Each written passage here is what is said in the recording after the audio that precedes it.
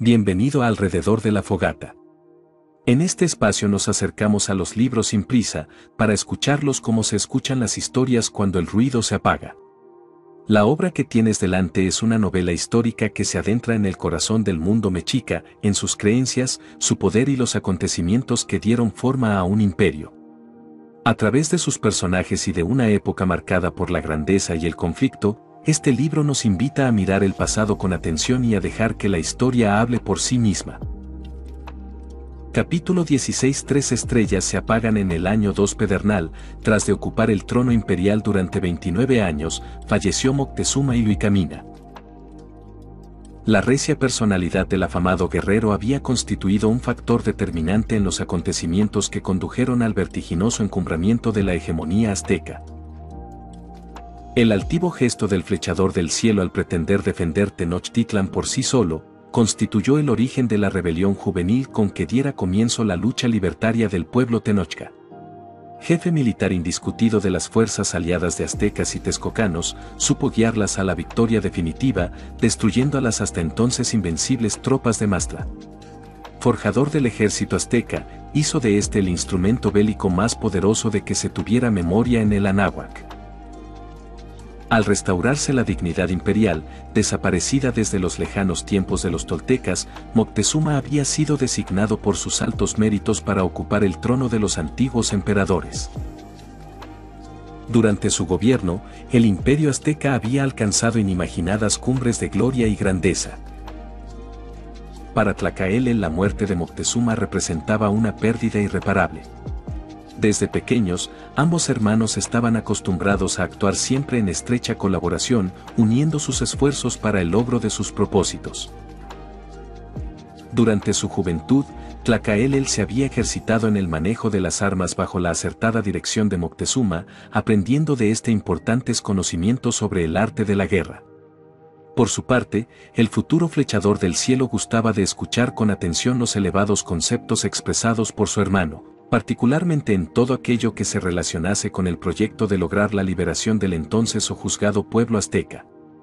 A lo largo de su prolongada actuación como emperador, la colaboración entre Moctezuma y Tlacaelel había alcanzado su máxima expresión, tal parecía como si las dos poderosas personalidades se hubiesen fundido en una sola e indomable voluntad, bajo cuyo mando el imperio incrementaba día con día su poderío, hasta transformarse en una fuerza irresistible y avasalladora. Las exequias del extinto monarca estuvieron revestidas de gran solemnidad, acudiendo a ellas delegaciones de los distintos pueblos que integraban el vasto imperio.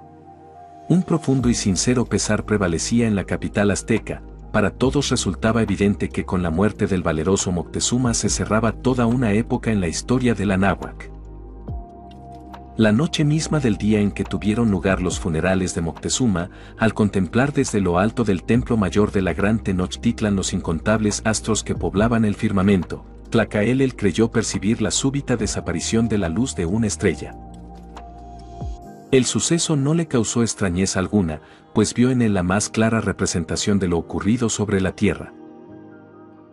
La noble figura del flechador del cielo, que por tanto tiempo constituyera una estrella que guiaba la marcha ascendente del pueblo azteca, había dejado de brillar. El fallecimiento de Moctezuma planteaba como lógica consecuencia la cuestión relativa a la designación del nuevo monarca que habría de sucederle. El problema no era un asunto de fácil solución, pues dadas las relevantes cualidades del gobernante desaparecido, no se vislumbraba una personalidad poseedora de suficientes merecimientos como para convertirse en el sucesor del flechador del cielo. Convencidos de que, salvo Tlacaelel, no existía en todo el imperio nadie capaz de superar los méritos del anterior monarca, los miembros del Consejo Imperial suplicaron al heredero de Quetzalcóatl que aceptase convertirse en el nuevo emperador. El propio Nezahualcóyotl, miembro honorario del Consejo, al ser requerido para que externase su opinión sobre la trascendental cuestión que se debatía, afirmó que lo más conveniente en aquellas circunstancias era que el azteca entre los aztecas aceptase el elevado cargo que se le ofrecía. A pesar de las numerosas opiniones en contra, Tlacaelel sostuvo la validez del criterio que venía sustentando desde el inicio de su actuación pública. Era necesario evitar la acumulación de todo el poder en una sola persona y mantener la dualidad de emperador y Cihuacóatl que tan buenos resultados había producido. Por otra parte, debía tomarse en cuenta que el imperio azteca había superado ya la etapa de su desarrollo en que la actuación de personalidades excepcionales podía haber resultado imprescindible y que ahora debía basarse, principalmente, en la existencia de las poderosas organizaciones sobre las cuales se cimentaba. Atendiendo a las indicaciones de Tlacaelel, el Consejo Imperial designó como emperador a Axayácatl. Se trataba de un joven guerrero, nieto de Moctezuma, que al igual que sus dos hermanos menores, Tizoc y Ahuizotl, llamaba desde hacía tiempo la atención de la opinión pública por su reconocido valor y destacada inteligencia. El alto grado de expansión y poderío alcanzado por el imperio se puso una vez más de manifiesto con motivo de la coronación de Axayácatl, celebrada con fastuosas ceremonias y ante la presencia de innumerables delegaciones que desde las más apartadas regiones acudieron a la capital azteca con el propósito de hacer patente su lealtad al nuevo monarca. Aún no se cumplían 4 años de gobierno bajo el reinado de Axayácatl, cuando tuvo lugar un sorpresivo acontecimiento que atrajo la atención de todos los habitantes del imperio. Teconal, uno de los más importantes comerciantes de Tlatelolco, famoso por su insaciable sed de riquezas y por una marcada carencia de escrúpulos que en más de una ocasión le había ocasionado serias dificultades con las autoridades, anunció jubiloso su próximo enlace matrimonial con Citlalmina. Citlalmina era ya una leyenda viviente para el pueblo azteca.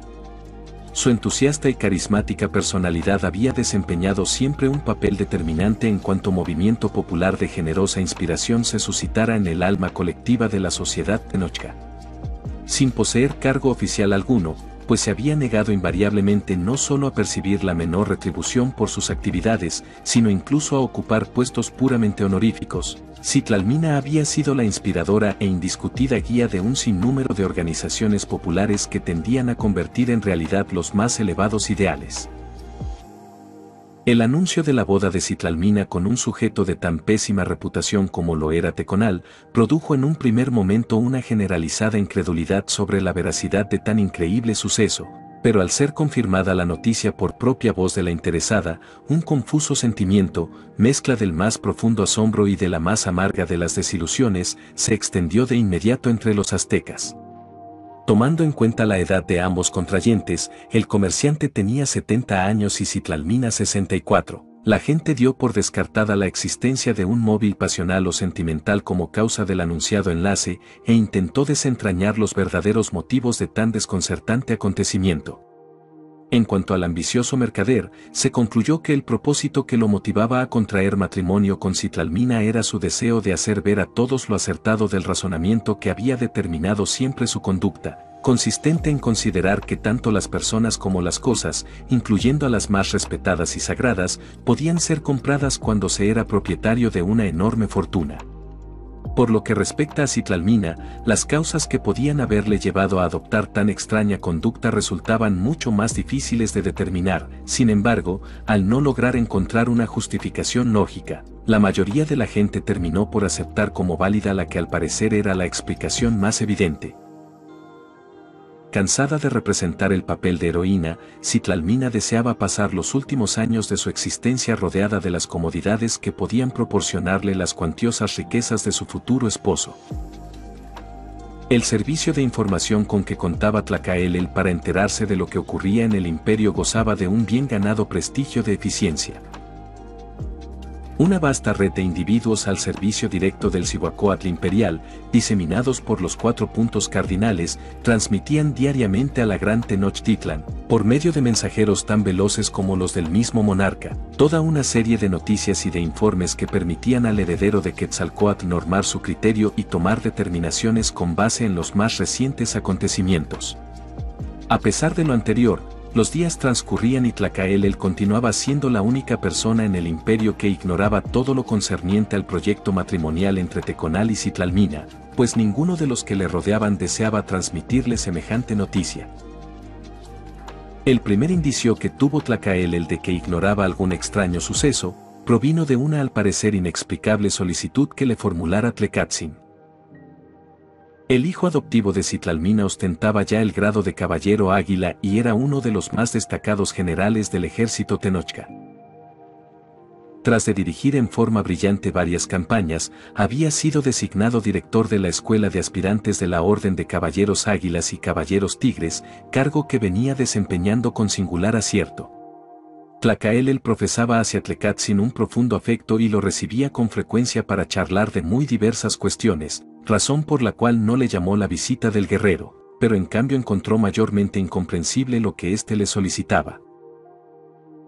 Deseaba abandonar de inmediato la capital azteca, para lo cual pedía se le relevase de su cargo de director de la escuela militar y se le incorporase, con el simple grado de combatiente, en cualesquiera de los ejércitos que en aquellos momentos desarrollaban alguna acción en las fronteras del imperio.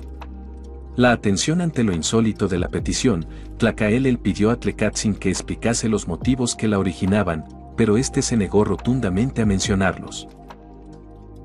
El portador del emblema sagrado se percató de la enorme confusión que privaba en el ánimo del guerrero y creyó adivinar, en su angustiada mirada, la certeza de que no era necesario proceder a justificar su conducta, puesto que las causas que la determinaban debían ser ya del conocimiento de Tlacaelel. Sin embargo, como no era ese el caso, éste dio por concluida la entrevista, ordenando a Tlecatzin que continuase en su puesto y se abstuviese de formular peticiones absurdas. Al darse cuenta Axayácatl del vacío de información que se había creado en torno a Tlacaelel, comprendió que le correspondería a él la poco grata tarea de tener que informarle lo que ocurría. Así pues, el emperador acudió al templo mayor a visitarlo, y a solas, lo puso al tanto del acontecimiento que acaparaba en esos momentos a la atención pública. La revelación que escuchara de labios de Axayácatl produjo en Tlacaelel un abrumador desconcierto. Por vez primera en su existencia se veía frente a un hecho que rebasaba su capacidad de análisis y ante el cual se sentía incapaz de encontrar una respuesta adecuada. El inusitado estado de ánimo en Tlacaelel obedecía a que éste había considerado siempre que Citlalmina y él constituían en realidad un solo ser, y que el hecho de que actuasen a través de cuerpos físicos diferentes, obedecía únicamente a una expresión más de la ley de dualidad que rige todo lo creado, pero que ello no modificaba en nada el hecho de que ambos formaban una sola entidad espiritual. A pesar de que habían transcurrido ya más de 40 años desde su último y fugaz encuentro con Citlalmina, ocurrido el día en que arribara a Tenochtitlan portando el emblema sagrado y escuchara en la voz de su bella prometida la designación con que habría de quedar claramente definido ante todo el pueblo el verdadero carácter de su personalidad. Azteca entre los aztecas, Tlacaelel no había dejado de sentir jamás dentro de sí la renovadora y vigorosa presencia de la mujer que encarnaba la otra mitad de su propio ser. Así pues, y al igual que para todos los tenoccas, el inesperado compromiso matrimonial de Citlalmina constituía para él un indescifrable enigma. La explicación finalmente aceptada por la opinión pública, o sea la de considerar que Citlalmina no buscaba otra cosa sino pasar los últimos años de su vida disfrutando de las comodidades que otorga la riqueza, resultaba a su juicio absurda e imposible. Sin embargo, no lograba ni siquiera imaginar cuál podría ser la verdadera causa del sorpresivo cambio de conducta de la máxima heroína del pueblo azteca. Independientemente de las implicaciones estrictamente personales que aquel asunto tenía para Tlacaelel, entrañaba también algunas importantes cuestiones a las que éste debía prestar particular atención en su calidad de Cihuacóatl imperial. Así, por ejemplo, era necesario valorar los alcances de la frustración que tan sorpresivo suceso habría de ocasionar en el pueblo. Tras de reflexionar detenidamente sobre ello, Tlacaelel llegó a la conclusión de que si bien la actuación de Citlalmina había resultado determinante tanto para alcanzar el triunfo en la lucha de liberación, como para llevar a cabo la tarea de cimentación y construcción del imperio, una vez lograda la edificación del mismo y asentado éste en la sólida estructura que le daban las organizaciones creadas para dirigirlo, dicha actuación había dejado ya de ser imprescindible, razón por la cual, la frustración que se derivaría de la destrucción de la venerada imagen que el pueblo se había forjado de Citlalmina no acarrearía ninguna consecuencia de carácter irreparable. Existía también, en relación con el mismo asunto, una segunda cuestión que comprendía aspectos mucho más complejos.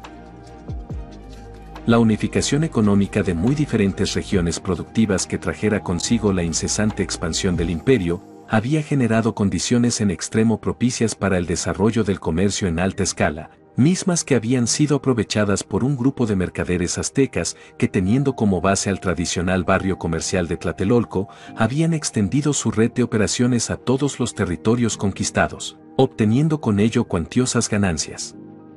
Ahora bien, el sistema educativo, así como la orden de los caballeros águilas y caballeros tigres, tendían a obtener una estructura social en la que la posición de cada persona se encontrase determinada por su grado de desarrollo espiritual.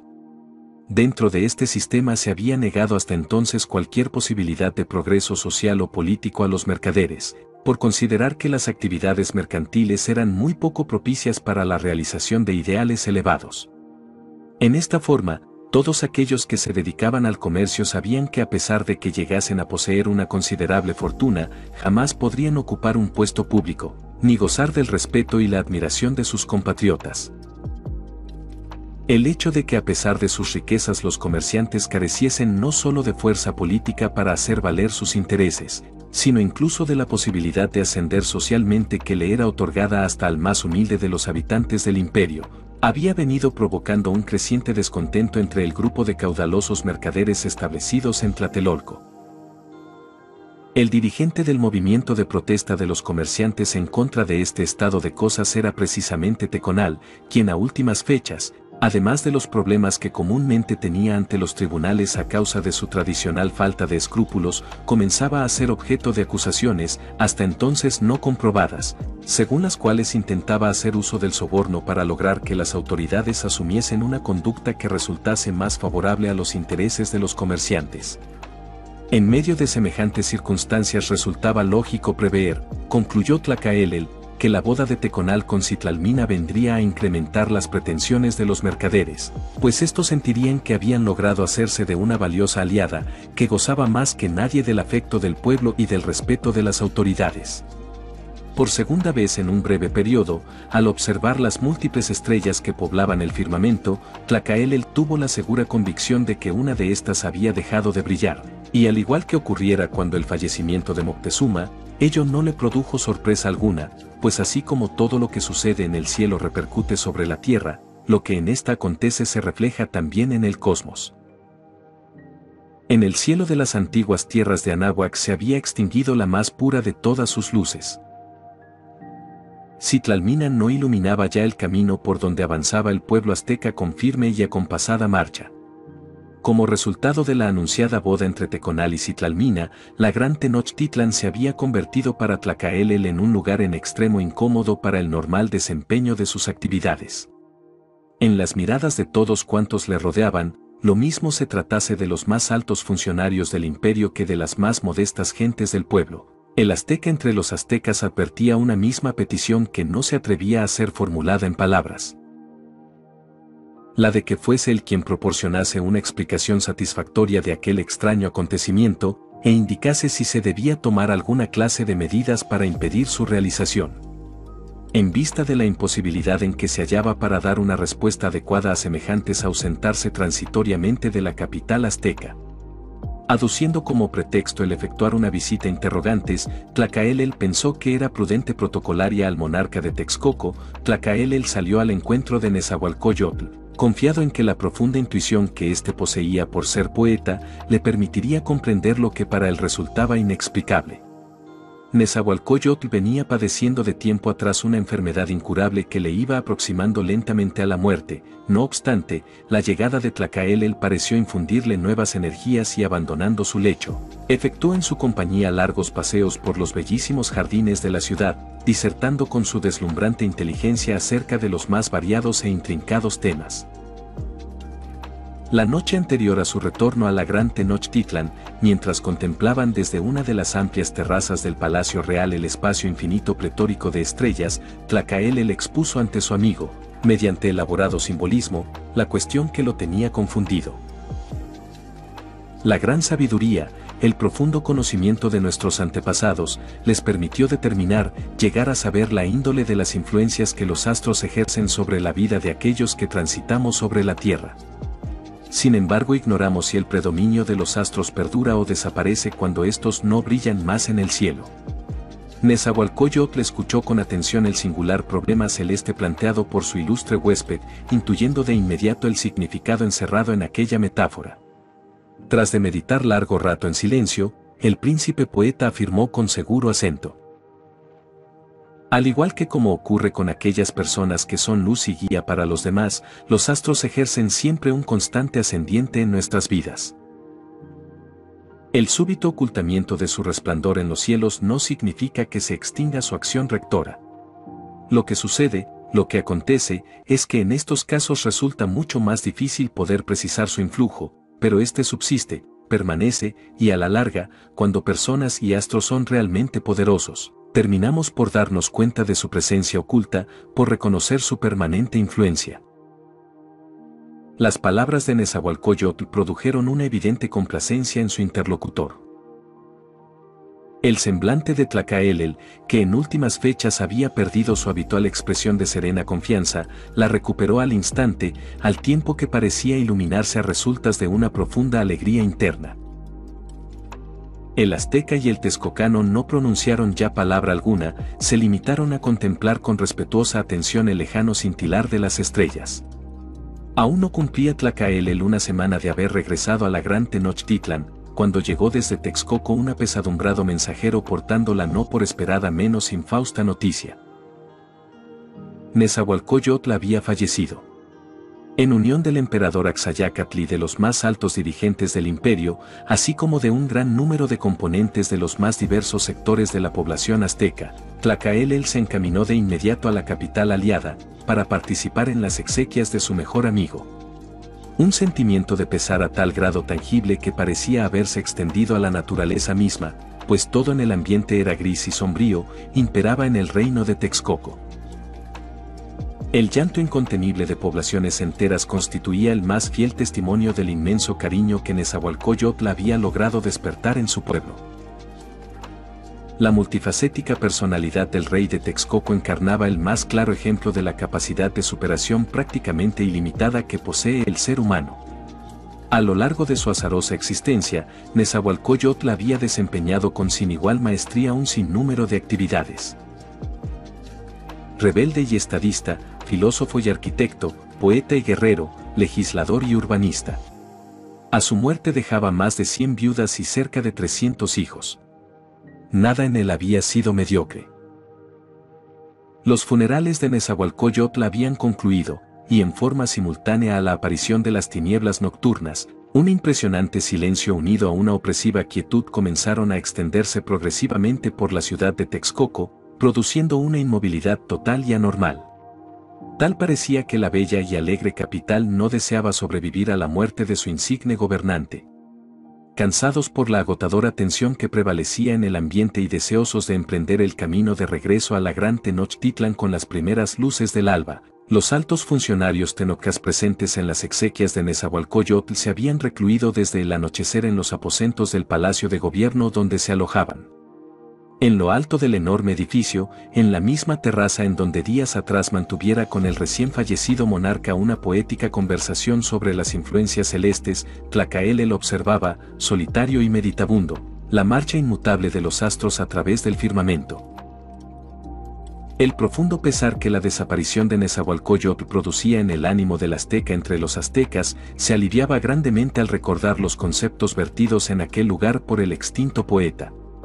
No importaba, por tanto, el que una vez más Tlacaelel se percatase de que en el cielo había dejado de fulgurar una estrella, pues ahora comprendía claramente, que tal y como de seguro acontecía con Moctezuma y Luicamina y con Citlalmina, la poderosa luz que provenía de Nezahualcóyotl continuaría iluminando, permanentemente, las tierras de Anáhuac. Si este tipo de historias te acompañan, te hacen pensar o simplemente te ayudan a desconectarte, suscríbete a Alrededor de la Fogata, deja tu comentario y comparte este episodio. Aquí seguimos, contando historias sin prisa, para quien todavía sabe escuchar.